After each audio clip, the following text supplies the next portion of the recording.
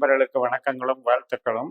இந்த பதிவு கும்பலக்ன நண்பர்களுக்கு இந்த 7 நாட்கள் அப்படிங்கிற தலைப்புல நம்ம ஜனவரி 20 முதல் ஜனவரி 26 வரை சனிக்கிழமை முதல் வெள்ளிக்கிழமை வரை உள்ள நாட்கள்ல நம்மளுடைய கும்பலக்னத்திற்கு சந்திரன் எந்த பாவத்துல பயணிக்கிறாரு, எந்த நட்சத்திரத்துல பயணிக்கிறாரு, அந்த நட்சத்திராதிபதி எந்த பாவத்தை இயக்குறாரு அப்படிங்கிற வகையில நம்ம துல்லியமான நட்சத்திர சூத்திர முறையில பலன் பார்க்க இருக்கிறோம்.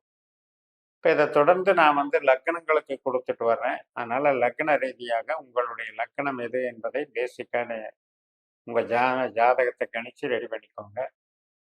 இன்னும் ஒரு படி மேலே போகணும்னா இந்த அட்வான்ஸ்ட் அஸ்ட்ராலஜியில் நம்ம ஜனன ஜாதகத்தை இந்த முறையில் நீங்கள் கணிச்சுக்கணும். அதாவது 12 பாவ உபநட்சத்திரங்களை தெரிஞ்சுக்கிற மெத்தட் இருக்கு. இந்த முறையில் நீங்கள் கணிச்சிட்டிங்கன்னா நான் சொல்கிற இந்த பலன்கள் மட்டுமல்ல, நம்மளுக்கு நடக்கக்கூடிய திசாபுத்தியாந்திரம், நமக்கு ஈடுபாடு இருக்கக்கூடிய விஷயங்கள்ல காரியங்கள் ஏன் நடக்கலை, ஏன் நடக்குது, இது எல்லாத்துக்கும் தெளிவான விடைகள் கிடைக்கும். இப்போ சனிக்கிழமை அன்னைக்கு முதல் நாள் கார்த்திகை நட்சத்திரம் மேசராசியில் காலையில் 8:52 வரைக்கும் 1ஆம் பாவத்தில் இருக்கிற சந்திரன் ரிஷபராசிக்கு அதுக்கப்புறம் மாறிடுவார். இந்த கார்த்திகை நட்சத்திரம் என்பது சூரியனுடைய நட்சத்திரம். சூரியன் நம்மளுக்கு 12ஆம் இடத்துல சொந்த நட்சத்திரமான இன்னொரு சூரியனுடைய நட்சத்திரமான உத்திராடத்தில் இருக்கார். இப்போ சூரியன் 12ஆம் இடத்துல பலம் பெறுகிறார். அப்படிங்கும்போது இப்போ சில பேருக்கு 12ஆம் இடம்ங்கிறது ஒரு 2வது வேலையில் ஜாயின் பண்ணுறது, அடுத்த தொழிலுக்கு உண்டான எக்ஸ்பென்ஷன் பண்ணுறது, விரிவாக்கம் பண்ணுறது, மூலதனம் பண்ணுறது, இப்படியெல்லாம் கூட செயல்படும். சில பேருக்கு ஆராய்ச்சி ரீதியாக ரிசர்ச்சில் இருக்கவங்களுக்கு அதுக்கும் ஒரு சப்போர்ட் பண்ணும். வெளிநாட்டு வேலையில் இருக்கவங்களுக்கும் சில நன்மைகளை கொடுக்கும். அதே நேரத்தில் ஹெல்த்து கண்டிஷன் கொஞ்சம் அவங்க இப்போ இருக்கிற அவங்களுடைய திசா புத்தியில் கொஞ்சம் மைனஸாக இருக்கும்போது இந்த நாள் அன்னைக்கு ஹீட் எனர்ஜி அதிகமாக இருக்கும். சூரியன் என்பது நம்மளுக்கு தூக்கம் கெடுதல் மற்றும் சூடு உஷ்ண சம்பந்தப்பட்ட உபாதைகளை கொடுக்கும். அதே நேரத்தில் மறைமுகமான எதிரிகள், அரசு வழியில் எதிரிகள் இருக்கவங்க, அரசியல் எதிரிகள் இருக்கவங்கெல்லாம் இந்த 12ஆம் இடத்துல சூரியன் இருக்கிற இந்த காலகட்டம் கும்ப லக்னத்தில் ஒரு மாதத்துக்கு அது கொஞ்சம் எக்ஸ்ட்ரா கேர் எடுத்துக்கணும். அடுத்த நாள் ஜனவரி 21 ஞாயிற்றுக்கிழமை ரோஹிணி நட்சத்திரம்.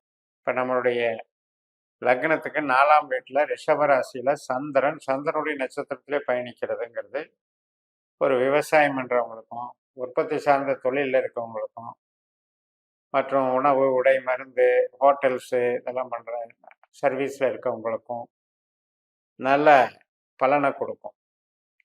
காய்கறிகள், பழ வர்க்கங்கள், நீர் சம்மந்தப்பட்ட தொழில்களில் இருக்கவங்க, துறைமுகம் எக்ஸ்போர்ட் இம்போர்ட் பண்ணுறவங்க எல்லாத்துக்கும் நல்லா இருக்கும். இந்த நாளை நீங்கள் நல்லா பயன்படுத்திக்கலாம். இன்றைக்கு உறவினர் வருகை, வீட்டுக்கு தேவையான பொருட்கள் வாங்குதல், ஒரு வீடு சார்ந்த ஆல்ட்ரேஷன் பண்ண நினைக்கிறது, இதெல்லாம் கூட சாதகமாக இருக்கும். ஜனவரி 22ஆம் தேதி மிருகசீரிஷ நட்சத்திரம், திங்கட்கிழமை அன்னைக்கு செவ்வாயினுடைய நட்சத்திரம். செவ்வாய் நமக்கு லாபஸ்தானத்தில் இருக்கிறதுனால மூத்த சகோதரன் மூத்த சகோதரி நண்பர்கள் வகையில் ஒரு நல்ல பலன்களெல்லாம் தென்படும். அனுகூலமாக இருக்கும். நமக்கு சந்தோஷம், எதிர்பார்த்த செய்திகள் கிடைக்கிறது, இதுக்கெல்லாம் சாதகமாக இருக்கும். நட்பு முறை, நட்பு வட்டாரங்கள், பழக்க வழக்கங்கள், இதிலெல்லாம் கம்யூனிகேஷன் நல்லா இருக்கும். எந்த விதமான தொழிலையும் மூளை உழைப்பு, கமிஷன் வகை அனைத்து தொழில்களுக்குமே இது சிறப்பாக இருக்கும். இந்த நாளை பயன்படுத்திக்கலாம். ஜனவரி 23ஆம் தேதி செவ்வாய்க்கிழமை அன்னைக்கு ராகுவனுடைய திருவாதிரை நட்சத்திரம். நம்முடைய லக்னத்துக்கு 5ஆம் இடமான மிதுன ராசியில் சந்திரன் போகிறவர். இந்த 5ஆம் இடம் அப்படின்னாலே கொஞ்சம் ரிலாக்ஸாக இருக்கிறதுன்னு எடுத்துக்கலாம். கம்யூனிகேஷன் லைனு, ப்ராஜெக்ட் லைனு, மூளை உழைப்பில் சம்மந்தப்பட்டவங்களுக்கெல்லாம் இன்வால்மெண்ட்டுக்கு சாதகமாக இருக்கும். அதன் வழியாக ஒரு பிரம்மாண்டமான ஒரு டெக்னிக்கல் டெவலப்மெண்ட்ஸ் இன்க்ரீஸ் பண்ணுறது, எலக்ட்ரிக்கல், எலக்ட்ரானிக்ஸ், இபி இது சார்ந்த அமைப்புகளில் செயல்படுறது, உற்பத்தி சார்ந்த துறைகள் எல்லாமே நல்லா இருக்கும். வளர்ச்சிகள் நன்றாக இருக்கும். பணவரவு ஏற்படும். சில பேருக்கு ஷேர் மார்க்கெட்லையும் யூக வியாபாரத்திலையும் வளர்ச்சிகள் நன்றாக இருக்கும். ஜனவரி 24 புனர்பூசம் நட்சத்திரம், குருவனுடைய நட்சத்திரம். குரு நமக்கு 3ஆம் இடத்துல இருக்கிறதுனால இன்னைக்கு இளைய சகோதரி வகை நன்மைகள். அதே நேரத்தில் கம்யூனிகேஷன், உங்களுடைய யாரையாவது புதுசாக நபரை சந்திக்கிறது, தகவல் தொடர்பு, ப்ராஜெக்ட், ஒப்பந்தம் போடுறது, அல்லது வீடு மாற்றுறது, இடம் விட்டு இடம் போகிறது, இதுக்கு எல்லாமே சாதகமாக இருக்கும். நல்ல நாளாக அமையும். குரு வந்து கேதுவை போல செயல்படும் பொழுது, கேது 8ஆம் வீட்டில் இருக்கிறனால நம்முடைய கருவிகள், உபகரணங்களை எல்லாம் கொஞ்சம் பத்திரமா பார்த்துக்கணும். இப்போ கருவிகளில் ரிப்பேர் வர்றது, 3ஆம் இடம் அப்படிங்கிறது நம்ம உபயோகப்படுத்துகிற கருவிகள், செல்ஃபோன்லேருந்து எல்லாமே தான். அப்போ தகவல் தொடர்பு சார்ந்தும் நம்ம வந்து குழப்பமில்லாத மனநிலையை இன்னைக்கு பயன்படுத்திக்கணும். ஜனவரி 25 வியாழக்கிழமை பூச நட்சத்திரம், நம்முடைய லக்னத்துக்கு 6ஆம் வீடான கடகராசியில் சந்திரன் பயணிக்கிறாரு. அப்போ இந்த காலகட்டத்தில் நம்ம கொஞ்சம் இருக்கிற வேலையை ஐடியலாக அப்படியே பார்த்துக்கிட்டு போகலாம். புதிய செயல் திட்டங்களை நம்ம அவாய்டு பண்ணிட்டு நல்லபடியாக அப்படியே இந்த நாளை கடத்தி பாஸ் பண்ணிடலாம். சனி வந்து நமக்கு லக்னத்திலே இருக்கார். அதனால் இன்வால்மெண்ட் அப்படிங்கிறது கொஞ்சம் யோசனைகள் பண்ணி எதையுமே நிதான போக்கோடு செயல்படக்கூடிய ஒரு அமைப்பில் இருப்பார். அதனால் படபடப்போட இன்னைக்கு செய்ய வேண்டிய ஒரு அவசரம் இல்லாத காரியங்களை மட்டும் இன்னைக்கு செஞ்சுக்கலாம். அடுத்த நாள் வந்து ஆயில்ய நட்சத்திரம், கடைசி நாள் ஜனவரி 26 வெள்ளிக்கிழமை. அதே 6ஆம் வீடான கடகராசியில் புதனுடைய நட்சத்திரத்தில் சந்திரன் பயணிக்கிறாரு. புதன் நமக்கு லாபஸ்தானத்தில் செவ்வாய், புதன், சுக்கிரன் 3 பேர் இருக்காங்க. அப்போ இன்னைக்கு சந்தோஷம், ஒரு எதிர்பார்த்த பலன்கள் கிடைக்கும், நல்லா இருக்கும்.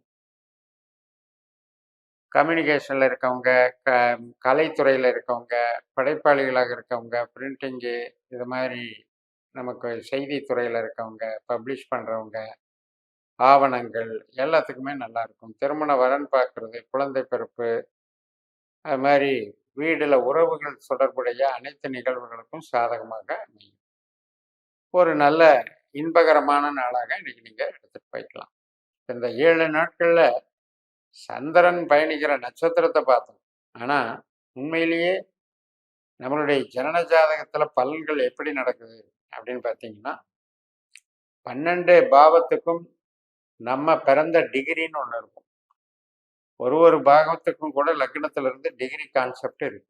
அந்த 12 பாவ தொடர்பை நமக்கு முதல்ல எடுத்து அதுக்கு அதிகாரி யாரு, அந்த ஒவ்வொரு பாவத்திற்கும் ஒரு அதிகாரி இருப்பார். உப நட்சத்திரம்னு பேர். இப்படி 12 பாவ உப நட்சத்திரங்களை நாம் வந்து கான்செப்டில் எடுத்து கண்டுபிடிச்சு வச்சுக்கிட்டு, இது மாதிரி அன்றாட நட்சத்திரங்களையும் நமக்கு என்ன திசை நடக்குது, என்ன புத்தி நடக்குது அப்படிங்கும் போதும் இந்த நமக்கு சம்பந்தப்பட்ட பாவத்தை தான் அந்த கிரகம் இயக்கும்ங்கிறத ஜோதிடத்தில் நம்ம வந்து டெக்னிக்கலாக, டெப்த்தாக, சயின்டிஃபிக்காக மற்றும் நமக்கு அட்வான்ஸ்டு அஸ்ட்ராலஜியை பேஸ் பண்ணி நம்ம புரிஞ்சுக்கலாம்.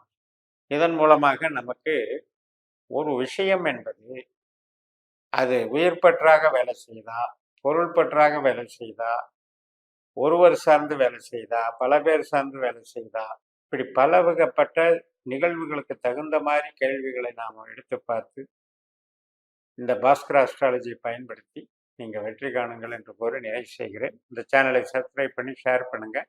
உங்கள் தனிப்பட்ட ஜாதக பலாபலன்களை என்னுடைய வாட்ஸ்அப் நம்பரில் தொடர்பு கொண்டு பலன் பெறுங்கள். உங்களிடமிருந்து விடைபெறுகிறேன். உங்கள் ஜெயம் எஸ். நன்றி, வணக்கம்.